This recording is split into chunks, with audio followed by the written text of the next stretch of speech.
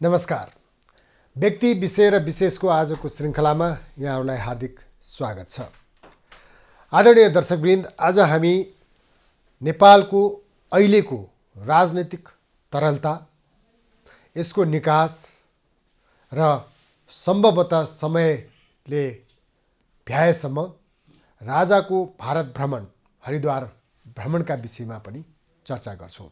यो किन पनि आवश्यक छ भने जनमानसमा कौतूहलता छ र त्यो कौतूहलता मेटाउने प्रयास हामी गर्छौँ र हामी आजको कार्यक्रमको सुरुवात अहिलेको राजनैतिक तरलता र यो राजनीतिक तरलताले निम्त्याएको संवैधानिक सङ्कटले मुलुकलाई गाँच्दै लगेको हो भने यसको निकास के हुन सक्छ त? डाक्टर सुरेन्द्र भण्डारी, वरिष्ठ अधिवक्ता, आज हाम्रो अतिथिको रूपमा स्टुडियोमा उपस्थित हुनुहुन्छ। डाक्टर साहब, स्वागत छ। हवस् केदार सर, धन्यवाद। तपाईँबाट मैले आश गर्ने होइन कि हाम्रा दर्शकले नै आश गर्ने के हो भने संवैधानिक व्याख्या, हजुर, कानुनी व्याख्या। हजुर, अहिलेको राजनीतिक तरलतामा, राजनीतिक परिदृश्यमा जे देखिएको छ नि, राजनीतिक दल जसले सरकारको नेतृत्व गरेको छ, हिजो सँगै थिए, एउटै बाटोमा हिँडेका थिए, अहिले अलग अलग छन्, एकअर्कालाई गाली गलौजमा उत्रेका छन्, तर त्यही सरकारलाई समर्थन चाहिँ टिकाइरहेका छन्, त्यही सरकारको समर्थन गरेर बसिरहेका छन्। अनि बाहिर जनताका अगाडि चाहिँ गाली गलौज, निरङ्कुशता, अनेक अलङ्कार लगाएर गाली गर्छन्। के हो यो नौटङ्की? धन्यवाद केदार सर। संसदीय शासन प्रणालीमा त्यसका तीनटा महत्त्वपूर्ण चुनौती हुन्छन्। एउटा चुनौती चाहिँ डिफेक्सन, आफ्नो दल छोडेर अर्को दलमा जाने। त्यसलाई एन्टी डिफेक्सन लले नियन्त्रण गर्छ। हामीसँग पनि राजनैतिक दलसँग सम्बन्धित ऐन छ, त्यसले आफ्नो दल कति बेर छोड्न पाइन्छ, छोड्दाखेरि के कारबाही हुन्छ, 40% पुर्याएर दल फुटाउन पाइन्छ भन्ने लगायतका व्यवस्था गरेको छ। 40% केन्द्रीय समितिमा र सङ्घीय संसदमा पुर्याएपछि दल फुटाउन पाइन्छ। त्यसलाई हाम्रो कानुनले नै स्वीकार गर्यो। त्योभन्दा कम भयो र दल छोडियो भने त्यो सदस्यको सदस्यता समाप्त हुन्छ। त्यसले यो डिफेक्सनलाई चाहिँ कन्ट्रोल गर्ने व्यवस्था छ, तर त्यो पर्याप्त छैन। अब अर्को प्रब्लम चाहिँ हर्स ट्रेडिङ। हर्स ट्रेडिङ भनेको चाहिँ सांसदहरूलाई प्रभावमा पार्ने, खरिद बिक्री गर्ने, आफ्नो पक्षमा ल्याउने, अर्काको पक्षबाट आफ्नोमा तान्ने, पार्टी फुटाउने, कसरी हुन्छ आफू सत्तामा टिक्ने, अर्कोलाई सत्ताबाट गिराउने। यो खेल अहिले नेपालको चरम रूपमा देखिएको खेल हो हर्स ट्रेडिङ। र तेस्रो समस्या चाहिँ फ्लोर क्रसिङ। फ्लोर क्रसिङलाई कानुनले नियन्त्रण गरेको छैन। त्यही दलभित्र बस्या हुन्छ, तर त्यही दलको विरुद्धमा काम गर्छ। अहिलेको नेपालको अवस्था चाहिँ यही हो। त्यो दल औपचारिक रूपमा फुट्दैन, तर व्यावहारिक रूपमा फुटेको हुन्छ। यस्ता कुरालाई हामीले एक्सेप्ट गरेका छौँ। संसद विघटनको मुद्दामा मैले गरेको बहस र मैले अदालतमा भनेको कुरा नि के हो भने, यदि यो मुद्दामा संसदलाई पुनर्स्थापित गरियो भने यी तीनटा समस्याको समाधान हुँदैन। यी तीनटा समस्या चरको रूपमा आउँछन्। त्यसैले हामीले संसद पुनर्स्थापना गरेर समस्याको समाधान गर्न सकिँदैन। यसले संसदीय लोकतन्त्रलाई नै कमजोर बनाउँछ। यदि संसदीय शासन प्रणालीलाई बलियो बनाउने हो भने इलेक्सनमा जानुको विकल्प छैन। र अरू दुईटा समस्या, डिफेक्सनको समस्या र हर्स ट्रेडिङको समस्यालाई कहीँ न कहीँ सम्बोधन गर्न सकिएला, तर फ्लोर क्रसिङलाई समस्याको समाधान गर्न सकिँदैन भनेको थियो। अहिले कर्णालीमा त्यो देखियो। अब सायद यहाँले सोधेको प्रश्नमा म आउँ कि माओवादी केन्द्रले अहिलेसम्म समर्थन फिर्ता नलिनु, सायद आज उहाँहरूको बैठक बस्दैछ, फिर्ता लिन्छौँ भनेर पटक पटक बोल्नु भएको छ, तर लिन सक्नु भएको छैन। त्यसको पछाडिको कारण के हो भने उहाँहरूले फिर्ता लिन साथ ओलीजी माइनोरिटीमा पर्नुहुन्छ। माइनोरिटीमा परेपछि दुईटा अवस्था आउँछन्। एउटा, या त ओलीजीले 30 दिनभित्रमा संसदको मलाई विश्वास छ भनेर विश्वासको मत लिनुपर्छ। संसदको विश्वासको मत लिनलाई उहाँलाई 138 जना, अब अहिलेको समीकरणमा 136 जना चाहिन्छ। त्यो उहाँसँग पुग्दैन, किनकि उहाँसँग 120 जना मात्रै छन्। त्यसमा जसपाले समर्थन गर्नुपर्छ। अब जसपा पार्टी नफुटिकन समर्थन गर्न सक्ने अवस्था देखिएको छैन। भनेपछि जसपा फुटाउने खेल भनेको चाहिँ एकातिर त्यहाँ होर्स ट्रेडिङ हुन्छ, अर्कोतिर डिफेक्सन हुन्छ। अब यो समस्या भने स्वयं माधव नेपालहरू प्र्याक्टिकली फुट्नु भएको छ। यहाँ फ्लोर त्यो त कर्णालीले पनि त देखायो नि त, त्यो फ्लोर क्रसिङ कर्णालीमा मात्रै सीमित नरहला नि, अब यहाँ पनि त केन्द्रमा पनि त लागू होला नि त। केन्द्रमा लागू हुन्छ, अरू प्रदेशमा पनि लागू हुन्छ, किनकि फ्लोर क्रसिङ गरेपछि त मन्त्री पाइँदो रहेछ। ओलीजी केले देखाउनु भने, संहितामै देखाउनु भने प्रचण्ड माओवादी केन्द्र छोडिसके पछाडि उहाँहरू मन्त्री बन्नु भएको छ होइन। यो फ्लोर क्रसिङ त ओलीजीले नै सुरु गर्नुभएको हो नि। अब माओवादी केन्द्रले समर्थन फिर्तालेपछि ओलीजीले विश्वासको मत लिन सक्नुहुन्न। अब अर्को चाहिँ अविश्वासको प्रस्ताव राख्नुपर्ने हुन्छ। अविश्वासको प्रस्ताव राखेपछि 138 भनौँ न, 136 चाहिन्छ, तर भोलि सभामुखले के निर्णय गर्नुहुन्छ 138 चाहिँ हामी कुरा गरौँ। 138 पुर्याउनको लागि नेपाली काङ्ग्रेस, माओवादी केन्द्र, फेरि माओवादी केन्द्रको त चारजना घटिसकेका छन्, त्यस पछाडि जसपा, यी सबै मिल्दाखेरि मात्रै यो पुग्छ। अब यो सबै मिल्दाखेरि पुग्नेमा केही जसपाका या कसैका सांसद सदस्यहरू ओलीजीले हर्स ट्रेडिङ गरिदिनु भयो भने त्यहाँ पनि पुग्दैन। अब उहाँहरूले अविश्वासको प्रस्ताव पारित गर्न सक्नु भएन भने उहाँहरूको सरकार बन्दैन। मैले भन्न खोजेको कुरा के हो भने माओवादी केन्द्रले किन फिर्ता लिइरहेछन्, दुईवटा कारण। एउटा, फिर्ता लिएर पनि आफू सरकार बनाउन सकिँदैन। आफूले सरकार बनाउन सकिएन भने ओलीजी 76-5 को सरकारमा पुग्नुहुन्छ र उहाँले फेरि संसद विघटन गर्नुहुन्छ र इलेक्सनमा मुलुक जान्छ। इलेक्सनमा गएपछि अहिलेको राजनीतिक तरलतामा, यो मुलुकमा अहिलेको राजनीतिक तरलता ल्याउनमा माओवादीको ठुलो हात छ, माओवादी केन्द्रको। र उहाँहरूको अहिले पोलिटिकल जुन किसिमको एउटा पिपुलमा लोकप्रियता हुनुपर्ने त्यो स्खलित भएको घटेको अवस्था छ र इलेक्सन जितिँदैन भन्ने उहाँहरूले बुझ्नु भएको छ। र इलेक्सनमा जाँदा उहाँहरूको 8-10 सिटै नआउने अवस्था हुनसक्छ। त्यसैले उहाँहरू कुनै पनि हालतमा इलेक्सनमा नजाने, मुलुकलाई यसरी नै तरल बनाइराख्ने उहाँहरू स्ट्राटेजीमा हुनुहुन्छ। ओलीजीलाई एउटा भ्रम के छ भने अब म इलेक्सनमा गएपछि मैले बहुमत लिएर आउँछु, म त 2/3 ल्याउँछु भन्ने उहाँलाई भ्रम छ। काङ्ग्रेसलाई के छ भने यी दुईवटा कम्युनिस्टहरू लडेका छन्, यही बेला मैले बहुमत ल्याउने भन्ने काङ्ग्रेसमा छ। अब हामी जस्तालाई के छ भने इलेक्सनमा गएपछि सबै भ्रष्टहरूको विरुद्धमा मतदान गर्नुहोस् भनेर हामी पिपुललाई भन्छौँ र एउटा नयाँ शक्ति सृजना हुन्छ भन्ने हामीलाई लागेको छ। हाम्रो पनि भ्रम हुनसक्छ या वास्तविकता हुनसक्छ। डाक्टर साहब, त्यो पाटो पनि आउला भोलिका दिन। हजुर, तर एउटा समस्या नि मैले उठान गर्न खोजेको, मैले समाधान तपाईँबाट खोजेको के भने अहिले जुन किसिमको एउटा राजनैतिक दल हिजोको संयुक्त मिल्दाको नेकपा अदालतले दुईवटा फुटाइसकेपछि अथवा चाहिँ निर्णय गरेर चाहिँ आफ्नो आफ्नो कित्तामा गइसकेपछिको वामपन्थी दलहरू, नेकपा एमाले, नेकपा माओवादी, यी संविधानभन्दा माथि हुन्? होइनन्, एकदमै होइनन्। यहाँले जुन प्रश्न राख्नु एकदमै महत्त्वपूर्ण प्रश्न। उहाँहरूकै कारणले यो संसदीय व्यवस्था या यो संविधान चाहिँ आज क्राइसिसमा पर्यो। यो संविधानले काम गर्न नसक्ने अवस्था सिर्जना भयो। किन यो संविधानले काम गर्न सक्ने भनेको सरकारले सरकारको रूपमा चल्न सक्नु पर्यो, संसदले संसदको रूपमा काम गर्नु पर्यो, न्यायपालिकाले न्यायपालिकाको रूपमा स्वाधीन भएर काम गर्नु पर्यो। नकुल सुवेदीकै नियुक्तिको विषयलाई हेरौँ या थुप्रै न्यायाधीशहरूको नियुक्तिको विषयलाई हेरौँ जहाँ राजनीतिकरण भएको छ, राज्यका कुनै पनि अङ्गहरूले काम गर्न सकिरहेको छैन भने अर्कोतिर अहिले मुलुकको राजनीति चाहिँ धाराशयी भएको, राजनीति नै असफल भएको, सरकार चलाउन सक्दैन, असल शासन छैन, संसद चल्न सक्दैन, भ्रष्टाचार छ मुलुकमा, व्यथिति छ र राजनीति असफल भएको अवस्था छ। यो कसो कारणले भयो भन्दा उहाँहरूकै कारणले भयो।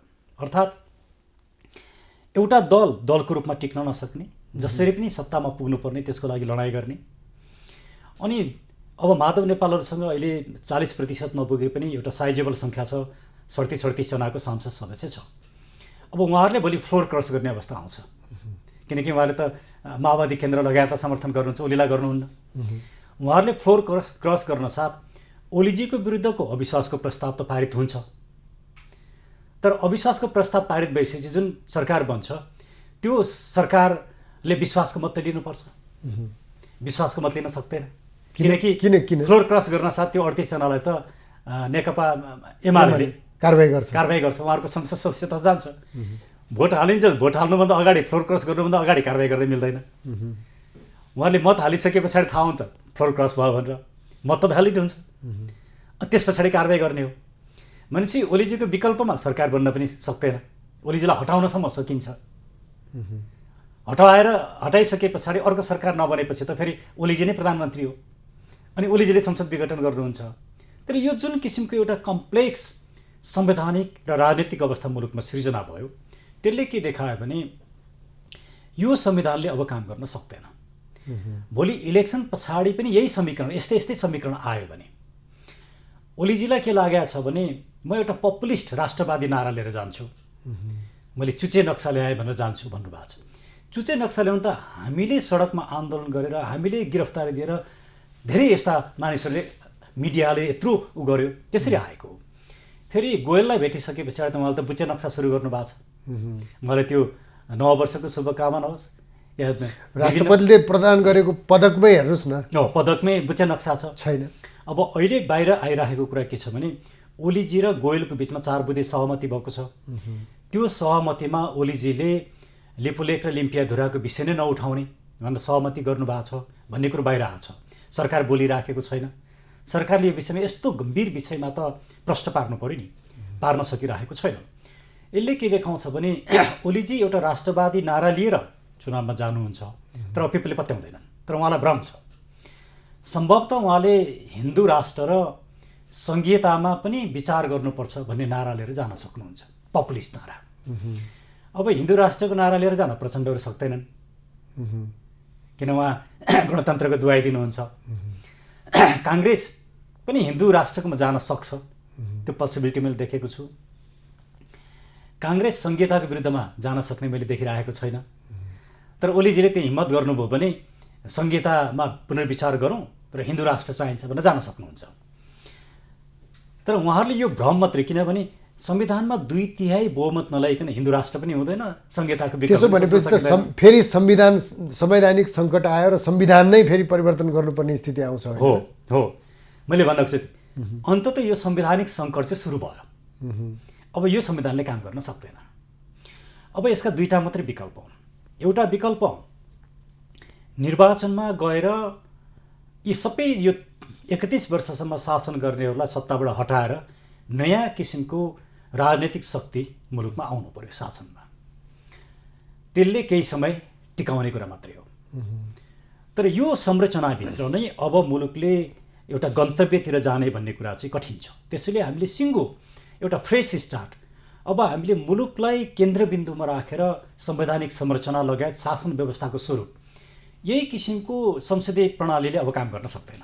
त्यसैले हामीले नेपालका लागि नेपालीले हामीले के भन्यौँ भने डे 1 देखि प्रत्यक्ष निर्वाचित प्रधानमन्त्री चाहिन्छ। त्यो भइसके पछाडि उनलाई 5 वर्षसम्म हटाउन सकिँदैन र अविश्वासको प्रस्ताव पनि राख्नु पर्दैन, संसद डिजल्भ गर्नु पनि पर्दैन। संसदले पनि काम गर्न पायो, प्रधानमन्त्रीले पनि काम गर्न पाए। सांसदहरूको सङ्ख्या 112-15 मा ल्याउनुपर्छ। त्यो भइसकेपछि सांसदहरूलाई मन्त्री बन्न दिनु हुँदैन। मन्त्री बन्नका लागि राजनीति गर्ने काम पनि बन्द हुन्छ र मन्त्री बन्नका लागि संसदमा टिकट किनेर करोडौँ रुपियाँ खर्च गर्ने कुरा पनि बन्द हुन्छ। यस्ता धेरै कुराहरू हामीले अगाडि सार्यौँ। त्यो सार्नुको पछाडिको कारण के थियो भने यो संसदीय प्रणालीले काम गर्न सक्दैन। त्यो कुरा त अहिले देखियो, प्रश्न भयो। अब पनि हामीले विकल्प नखोज्ने हो भने, विकल्पको लागि तयार मुलुक नहुने हो भने यो मुलुक चाहिँ राजनीतिक सङ्कटमा जान्छ। होइन डाक्टर साहब, मैले यहीँनिर बुझ्न खोजेँ, राजनीतिक सङ्कटमा त हामी गइसक्यौँ, राजनीतिक सङ्कट जताततै देखिन थालिसक्यो, संसद चल्दैन, संसदका सभामुख र संसदको नेता प्रधानमन्त्री बिच संवाद हुँदैन, एकअर्कालाई अविश्वास भएको उजागर भइरहेको अवस्था छ। त्यसले गर्दाखेरि त्यो सङ्कटलाई समाधान गर्ने सरल उपाय चाहिँ के हुनसक्छ? किनभने हामीले 2 पटक संवैधानिक सभा मार्फत संविधान बनायौँ, यत्रो ठुलो खर्च गऱ्यौँ होइन। यो त राज्यको खर्च हो, नागरिकले गरेको विश्वास हो। त्यो विश्वास पनि कुठाराघात हुन्छ। त्यो विश्वासमाथि पनि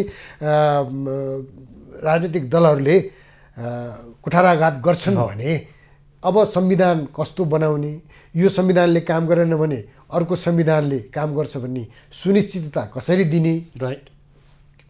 खोइ त एकदमै ठिक प्रश्न हो। अब त्यसैले मैले हजुरलाई अघि पनि निवेदन गरेँ कि एउटा विकल्प भनेको निर्वाचनमा गएर राम्रा मान्छेहरू लिएर आउने एउटा विकल्प, त्यसले केही समयसम्म काम गर्न सक्छ।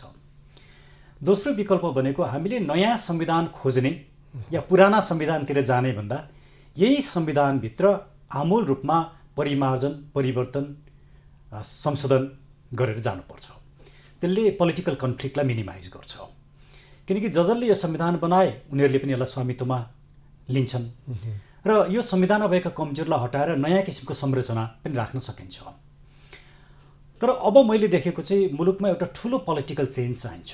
त्यो पोलिटिकल चेन्ज भनेको के हो भने हिजोको 18औं शताब्दीको या 19औं शताब्दीको राजा होइनन्, 21औं शताब्दीको आधुनिक राजा र लोकतन्त्र, राज संस्था र लोकतन्त्र सँगसँगै जाने वातावरण बनाउनु पर्छ। यो भनेको के हो भने राजाले राजनीतिक शक्ति आफ्नो हातमा लिएर शासन गर्ने होइन। राजा चाहिँ मुलुकको एकताको प्रतीक र जस्तो अहिले देखि नि प्रधानमन्त्री खड्गप्रसाद ओलीले जे गरे पनि भने उहाँलाई केहीले दण्डित गर्न नसक्ने, नियन्त्रण गर्न नसक्ने, मैले अघि भनेका 3टा समस्याहरूको कसैले समाधान गर्न नसक्ने। यस्तो अवस्थामा certain as a head of the स्टेटको रूपमा सर्टेन पावर जस्तो प्रधानमन्त्री चाहिँ राजाप्रति अकाउन्टेबल हुने as a head of the state र राजाले सर्टेन रेकमेन्डेसन गरेका आधारमा राजाले आफै कारबाही गर्ने चाहिँ होइन, संसदीय प्रक्रियाबाट उनलाई प्रधानमन्त्रीलाई हटाउने कुनै व्यवस्था गर्नुपर्छ, नियन्त्रण गर्ने व्यवस्था गर्नुपर्छ। त्यसले as a head of the स्टेटको रूपमा फर्मल कन्स्टिट्युसनल राइटहरू राजालाई दिने, तर राजाले पोलिटिक्स नगर्ने, पोलिटिक्सभन्दा माथि बस्ने, डेमोक्रेसी माथिको राजाको कमिटमेन्ट चाहिन्छ। त्यसैले हामीले के भन्ने गरेका छौँ भने राजाले हिजो आफूले के राम्रा काम गरे, हिजो नराम्रा काम पनि त राजाबाट भयो नि। भएका नराम्रा कामको बारेमा मबाट यी गल्ती भए, त्यसको लागि म आफ्ना नागरिकसँग म माफी माग्छु। राजाले आफ्ना नागरिकसँग माफी माग्दाखेरि सानो हुँदैन, त्यसले नागरिकहरूकै मन जितिन्छ र भविष्यमा यो मुलुकलाई यसरी बचाउँ भन्ने क्लियर योजना राजाले सार्वजनिक गर्न सक्नुपर्छ। यदि राजाले यो कुरा सार्वजनिक गर्न सक्दैनन् भने हामीले मात्रै राजा आऊ भनेर राजा आउँदैन। होइन, फेरि डाक्टर साहब यो भर्खरै अब तपाईँले राजाको प्रसङ्ग निकाल्नुभयो, मैले फेरि जोड्नै पर्ने हुन्छ हरिद्वारको प्रसङ्ग। भर्खरै हिन्दू सम्राट र श्री 5 बडा महाराज धिराज भनेर सम्बोधन गरेको हरिद्वारको महाकुम्भ मेलाको प्रसङ्ग सेलाएको छैन, हिजो भर्खर फर्किनु भएको छ उहाँ। र त्यो प्रसङ्गलाई राजनीतिक विश्लेषकहरूले राजा र राज संस्थालाई भारतले अथवा चाहिँ हरिद्वारले अथवा चाहिँ त्यहाँका मठाधीशहरूले स्थापना गरिदिने हो र नेपाली जनताले पो स्थापना गर्ने हो, नेपाली जनताले पो विश्वास गर्ने हो भनिरहेको अवस्था छ। त्यस्तो अवस्थामा राजा आउँदाखेरि पनि नबोल्ने, जाँदाखेरि पनि नबोल्ने, अनि त्यो सडकमा उहाँका केही समर्थकहरू चाहिँ भेला भएर राजा आऊ देश बचाऊ भन्नेले मात्रै तपाईँले कल्पना गरेको त्यो राज संस्था स्थापना होला र? धेरै राम्रो प्रश्न, थ्याङ्क्स। मैले के एक्सपेक्ट गरिरहेको थिएँ, हिजो म यसो न्युजहरू टिभी हेर्दाखेरि यहाँहरू जस्तो मान्छेलाई म त्यहाँ देखौँला, यहाँहरूले राजालाई केही प्रश्न गरिदिनु होला अनि राजाको यो भिजिटको बारेमा राजा आफैले केही कुरा बोल्लान्, मैले यो अपेक्षा गरेको थिएँ। यहाँहरू जस्ता ठुला मिडियाहरू 8-10वटा मिडियाहरू त्यहाँ पुग्लान् र उनीहरूले सोध्लान्, मैले त्यो केही पनि पाइनँ। अब यसको पछाडि यहाँहरू नगएको पनि हुनसक्छ एउटा, अर्को राजा जसरी आए राजाको टिमले त्यो व्यवस्थापन नगरेको पनि हुनसक्छ, मलाई यसका आन्तरिक पक्षहरू थाहा छैन। यदि यहाँहरू नगएको हो भने मिडियाले राजाको त्यो आगमनलाई महत्त्व नदिएको देखिन्छ। त्यसरी महत्त्व नदिनु राम्रो डाक्टर साहब, यहाँ मैले तपाईँलाई रोकेँ किनभने मिडिया त्यहाँ उहाँका समर्थकभन्दा बढी मिडिया थियो त्यहाँ, राइट, मिडिया नपुगेको होइन, त्यो कुरा देखिन्छ। अब मलाई पनि लागेको कुरा के हो भने व्यवस्थापन त्यहाँ भएन। त्यो टिमले जसरी व्यवस्थापन गरेर राजाले 5 मिनट 7 मिनट मुलुकका मिडियाहरूसँग बोल्नु भने, मिडियासँग बोल्नु भनेको मिडियासँग बोल्ने भने कि नागरिकसँग बोल्नु हो, नागरिकले एउटा सन्देश दिनु पर्दथ्यो। अब त्यो व्यवस्थापन हुन नसक्नुले के देखाउँछ भने अहिले पनि त्यो राज संस्थालाई एउटा घेराभित्र राखिएको छ। सूर्यबहादुर थापाले भन्थे नि भूमिगत गिरोह, राजाको वरिपरि एउटा दरबार हुन्छ, त्यहाँ थुप्रै दरबार हुन्छन्, 5वटा 7वटा 10वटा 2टा 4टा, त्यो चाहिँ भूमिगत गिरोह। अनि उसले राजा र पिपुलको बिचमा कनेक्सन हुन दिँदैन र राजाले गर्नुपर्ने निर्णयहरू उसले आफैले गरिदिन्छ। अनि मोस्ट अफ द टाइम उसले एउटा स्वार्थ बोकेर निर्णय गर्छ र त्यो गलत हुन्छ। हिजो राज संस्था जानु पछाडि पनि यो गिरोहको ठुलो भूमिका छ। आज पनि यो अपारदर्शी छ, पिपुल र राजाको बिचको कनेक्सनै छैन। त्यसैले हामीले के भन्ने गरिरहेका छौँ भने राजा नागरिकको कित्तामा आउनुपर्छ, नागरिक राजाको कित्तामा जाने होइन। हिजो भएको गल्ती के हो भने नागरिक प्रजा चाहिँ राजाको कित्तामा जाने, हिजो प्रजा बनाइयो नि। राजाका लागि नागरिक होइन, नागरिकका लागि राजा हो। राजा चाहिँ नागरिक कित्तामा आउनुपर्छ।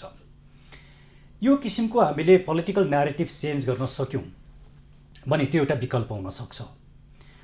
तर अब हरिद्वारको घटनाले के देखाउँछ भने इन्डियामा राजाले ठुलो एउटा सम्मान पाए, आदर पाए, त्यो कुरा हामी सबै नेपालीको लागि एउटा गौरवकै विषय हो। तर त्यही किसिमको सद्भाव सम्मान त नेपालमा पाउनु पर्यो नि। नेपाली नागरिक नेपालीबाट पाउनु पर्यो। नेपालीहरूले चाहिँ राजा चाहनु पर्यो, भारतीयहरूले राजा चाहेर हुँदैन। भारतीयहरूले बनाइदिएको राजा त हामीले त्रिभुवन देखाए हो। उहाँ अहिलेको पूर्व राजा ज्ञानेन्द्र पनि बाल्यकालमा राजगद्दीमा बस्नुभएको, जतिखेर चाहिँ त्रिभुवनमा निर्वासनमा हुनुहुन्थ्यो त्यतिखेर पनि त्यो राज संस्थाको निर्णायक भूमिका चाहिँ भारतकै हातमा थियो, लगाम भारतकै हातमा थियो भन्ने कुरा देखिन्छ। र अहिले हरिद्वारको दृश्यले, हरिद्वारको सम्मानले, हरिद्वारमा देखिएको सबै दृश्य र त्यहाँका सम्बोधनहरू हेर्ने हो भने अब पनि फेरि भारतले नै राजा बनाइदिनु पर्ने, भारतले नै राज संस्था पुनर्स्थापना गरिदिनु पर्ने जस्तो दृश्य देखियो। त्यो प्रति यहाँका विश्लेषक, विद्वान कसैलाई पनि चित्त बुझेको छैन। तर मैले जति मान्छेसँग कुरा गरेको छु, म एक्लो भएको छु। मैले राजाको हरिद्वारको भिजिटलाई हो राम्रो देखियो, तर म त्यो पक्षमा थिइनँ र अहिले पनि छैन। किनभने हाम्रो राजा त्यहाँ गएर समर्थन जुटाउने होइन, राजाले नेपाली नागरिकको घर दैलोमा गएर समर्थन जुटाउने हो। उहाँ त अहिले नागरिक हो नि, उहाँलाई वाक स्वतन्त्रता छ, उहाँलाई हिडुलको स्वतन्त्रता छ, सबै फन्डामेन्टल राइट्स युज गर्न सक्नुहुन्छ नि।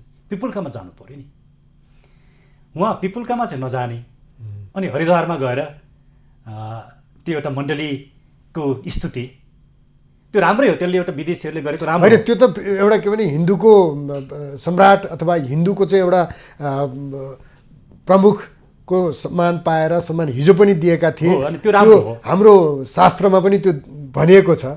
अनि हिन्दूका के अरे प्रतिनिधि चाहिँ राजा र ती राजा चाहिँ विष्णुको अवतार हो पनि भनिएको छ। त्यसले गर्दाखेरि त्यो सम्मान त अनुचित नहोला। तथापि राजाले, तपाईँले भने जस्तो राजाले देखाउने व्यवहार, राजाले नागरिकप्रति जिम्मेवार छु, नागरिक सङ्कटमा हुँदाखेरि म छु भन्ने त्यो भावना त देखिनु पर्यो नि। त्यो अभिभावकत्व त देखिनु पर्यो नि। त्यो देखिएन। त्यो त देखिनको लागि त उहाँले आफ्नो भ्रमणबारे, आफ्नो त्यो त्यहाँको निमन्त्रणाबारे आफैले बोलिदिँदा के फरक पर्छ? हो, त्यही मैले पनि हिजो त्यही अपेक्षा गरेको थिएँ कि उहाँको एउटा सन्देश आउला। त्यो सन्देश आएन। यसरी त मेरो भनाइ के हो भने राजा चाहिँ पिपुलको कारणले आयो भने त्यो स्थायी हुन्छ। नेपाली नागरिकले ल्याउने, विदेशीले ल्याइदिने राजाको महत्त्व र मर्यादा हुँदैन। भोलि विदेशीले ल्याउने र फाल्ने काम हुन्छ नि। अनि विदेशीका शर्तहरू मान्नुपर्ने हुन्छ। आजको नेपालको क्राइसिस नै के हो भने हामी राजनीतिक रूपमा कति स्वाधीन छौँ। हाम्रा नेताहरू भारतमुखी भए, भारतले उनीहरूलाई सत्तामा पुर्याइदिनु पर्ने, भारतको कन्डिसन मान्नुपर्ने। यो राजनीतिक स्वाधीनतामाथि उठेको प्रश्नमा हामीले खोजेको के हो भने राजनीतिभन्दा माथि उठेको देशी विदेशी तत्त्वहरूले नियन्त्रण गर्न नसक्ने र आफ्नो गरिमा राख्न सक्ने त्यस्तो किसिमको संस्था होस् as a head of the state भनिएको। अब त्यो संस्थाले पनि भारतलाई नै रिझाउनु पर्ने भयो भने त्यसको के महत्त्व भयो र? मेरो कुरा चाहिँ त्यो। त्यसैले राष्ट्रियताभन्दा ठुला केही पनि होइन। राजा पनि राष्ट्रियताप्रति चिन्तित छन्, तर त्यो चिन्तित हुनुको अर्थ के हो भने नागरिकसँग डिस्कनेक्ट भएर चिन्ता होइन। त्यो कुरा त नागरिकले पनि महसुस गरेकै हो डाक्टर साहब। किनभने राजा जुन त्यो राज संस्थाबाट अलग भइसकेपछि आफैले यो जनताको नासो मैले जनतालाई सुम्पिएर हिँडेँ भनेर हिँड्दाखेरिको त्यो भाव विभोल अवस्था त्यतिखेरको पनि मानसपटलमा ताजै छ नेपाली जनताको। त्यो अवस्थामा पनि विदेशिएनन्, कुनै एउटा टापुमा गएर शौक आरामसँग बस्न सक्थे, जङ्गलमा गएर बसे। त्यसैले राष्ट्रवादी राजा हुन्, राष्ट्रको प्रतीक हुन् भन्ने एक तबका छ। तथापि यो चाहिँ निरङ्कुशै राज संस्था हो। हिजो निरङ्कुश र आफ्नो एउटा निरङ्कुशता लाद्यो, अब यस्तालाई फेरि राजा बनाएर चाहिँ हामी फेरि निरङ्कुशताका अभियन्ता हुने भन्ने प्रश्न अर्कोतिर गरिराखेका छन् होइन। यसलाई कसरी मिलाउने अथवा कसरी मिलाएर बुझ्ने? यसलाई कसरी भने जसरी सिङ्गानुको आए नि 23 वर्ष पछाडि, हिजो सिङ्गानु पनि निरङ्कुश थिए, तर जब उनी सुध्रेर आए, आधुनिक राजाको रूपमा आए, त्यसले एउटा नयाँ मेसेज दियो नि। हामीले त्यसैले आधुनिक राजा, 21st सेन्चुरीको राजा भनेको त्यही हो। राजाले हिजोका गल्ती महसुस गर्नुपर्छ, त्यसको लागि पिपुलसँग माफी माग्नुपर्छ। राजाले माफी माग्दा राजा सानो हुँदैनन्, राजा अझै ठुलो हुन्छन्, पिपुलले पत्याउँछन्। हिजो गरेको राम्रा काम पनि भन्नुभयो। राजाले भायोलेन्स गरेर एकजना मान्छे पनि नमारिकन दरबार छोडे नि। यो गरिमा त एकदमै बिरलै पाइने गरिमा हो नि। मुलुक छोडेनन्, उनीमाथि यत्रो आरोप लागे, मुलुक छोड्न सक्थे नि, मुलुक छोडेनन्। उनी हिंसामा विश्वास गर्ने मान्छे होइन रहेछन् भन्ने कुरो त प्रमाणित गरे नि। उनमा जुन सहनशीलता, उनले अहिले पनि कुनै पनि किसिमको अराजनैतिक काम गरेका छैनन्, एम्बिसन देखाएका छैनन्, यो सिस्टमको विरुद्धमा हिँडेका छैनन्। त्यसले के देखाउँछ भने राजामा जुन किसिमको टलरेन्स छ, जुन एउटा सहनशीलता छ, त्यो एकदमै रेयर क्वालिटी हो। यस्तो क्वालिटी यो मुलुकको लागि चाहिन्छ। हामीले त्यही कारणले गर्दाखेरि राज संस्था जरुरी छ भनेर भनेका हौँ। तर हामीले मात्रै भनेर पर्याप्त हुँदैन, राजाको पनि भूमिका चाहिन्छ। राजाले पनि भन्नु पऱ्यो कि म राजा हुन चाहन्छु कि चाहदिनँ। चाहन्छु भने म यस्तो किसिमको राजा हुन चाहन्छु। त्यो आइसके पछाडि मात्रै यसले एउटा गन्तव्य लिन्छ। त्यो नआइकन गन्तव्य लिँदैन। अब हिजै पनि एउटा ठुलो अवसर थियो नेपाली नागरिकको लागि कि राजा भारतबाट फर्किसके पछाडि राजाकै मुखबाट तत्कालै त्यही मोमेन्टमा नागरिक सुन्न चाहन्थे, तर त्यो पाइएन नि। यो ठुलो अपर्च्युनिटी मिस हो।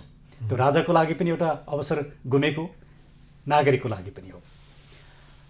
मैले भन्न खोजेको निषेधको राजनीति र प्रतिषेधको राजनीतिले कहीँ पनि पुर्याउँदैन हो। माओवादीले गल्ती गर्यो, 17,000 मान्छे मार्यो, तर अब माओवादीलाई प्रतिबन्ध गरेर मुलुकको राजनीति त हुँदैन नि। माओवादीलाई निषेध गरेर त राजनीति सुधार्नु पऱ्यो, उनीहरू पनि सुध्रिनु पऱ्यो, सबै सुध्रिनु पऱ्यो। सबैले आफ्नो गल्ती महसुस गरेर हामी सबै राजनीतिक दल, नेता, नागरिक, राजा यो चाहिँ आत्मसमीक्षा गर्ने समयमा हामी पुगेका छौँ। आज हामी टोटल फेलियरको अवस्थामा छौँ। राजनीति मात्रै फेलियर होइन, हामी सबै फेलियर छौँ। तर फेलियरको अर्थ निराश हुने होइन, गल्तीबाट सिक्ने, विकल्प खोज्ने, राम्रो विकल्पमा जाने र मुलुकलाई एउटा दिशा दिने, यो ठुलो अवसर पनि हो। सकारात्मक यस्तो तपाईँको जस्तो सकारात्मक सोच र सन्देश अहिलेको खाँचो हो। तथापि यो कता कता अल्मलिएको छ, बाटो बिराएको छ। यो बाटोले गन्तव्य लिएला त जाँदा जाँदै विकल्पहरू केही पनि छैन। यसले गन्तव्य लिनै पर्छ, किनकि मुलुक कहिले पनि सिद्धिँदैन। मुलुक क्राइसिसमा हुन्छ, तर त्यसबाट निकास लिन्छ मुलुकले। अब निकास लिने बेला हो। हामी जति क्राइसिसमा सोच्छौँ, अब योबाट निकास मात्रै आउँछ। त्यसैले म चाहिँ आशावादी छु। त्यो पात्रहरू त चाहियो नि त, त्यो आशावादी हुनका लागि र त्यो यात्रामा सफल गर्ने एउटा क्याप्टन भन्छ नि, त्यो जहाज हाँक्ने क्याप्टन त चाहियो नि त। त्यो देखिएको छ। त्यो क्याप्टेन चाहिँ नागरिकबाटै आउनुपर्छ, किनकि राजनीतिक शक्ति चाहिँ नागरिकसँगै हुन्छ। राजाले राजनीतिक शक्ति लिने होइन या कसैले पनि लिने होइन। त्यसले अब विकल्प नागरिकहरूले नै दिने हो। विकल्प दिनका लागि नागरिक तयार हुनुपर्छ। हामी जस्ता 2-4 जना व्यक्तिले कराएर अन्तर्वार्ता दिएर मात्रै विकल्प आउँदैन। त्यसले पिपुल अब जाग्नु पर्यो। पिपुलको नै के अरे महत्त्वपूर्ण भूमिका रहने भयो तपाईँको निष्कर्ष। एकदम डाक्टर साहब धेरै धेरै धन्यवाद। र हामी यो मुलुकको राजनीतिक सङ्कट समाधानका लागि तपाईँहरू जस्ता विद्वानहरूबाट यसै गरी अपेक्षा गर्छौँ, बोलाउँछौँ, आमन्त्रण गर्छौँ। तपाईँहरूबाट सुझाव, तपाईँहरूबाट सल्लाह र तपाईँहरूबाट एउटा निकास खोज्छौँ। त्यसको लागि चाहिँ अन्यथा नलिनु होला। आइदिनु भयो, धेरै धेरै धन्यवाद। यहाँलाई पनि धेरै धेरै धन्यवाद हजुर। आदरणीय दर्शकवृन्द, डाक्टर सुरेन्द्र भण्डारी, उहाँ पेसाले वरिष्ठ अधिवक्ता र राजनीतिक चेतनाले उहाँ यो मुलुकको एउटा नयाँ परिवर्तन र त्यो परिवर्तन एउटा युवा शक्ति र नयाँ शक्तिबाट हुनुपर्छ। त्यो नागरिकले खुट्याउनुपर्छ, नागरिकले त्यो शक्ति उत्पादन गरिदिनुपर्छ। किनभने यो मुलुक हाँक्ने शक्ति उत्पादन गर्ने दायित्व नागरिकको हो र त्यो सार्वभौम सत्ता पनि नागरिकमै सुरक्षित छ। भनिरहनु भयो। यहाँहरूले हेरिदिनु भयो, यहाँलाई पनि धेरै धेरै धन्यवाद। खबरभित्रको खबरका लागि हेर्दै रहनुहोला एभेन्युज खबर। नमस्कार।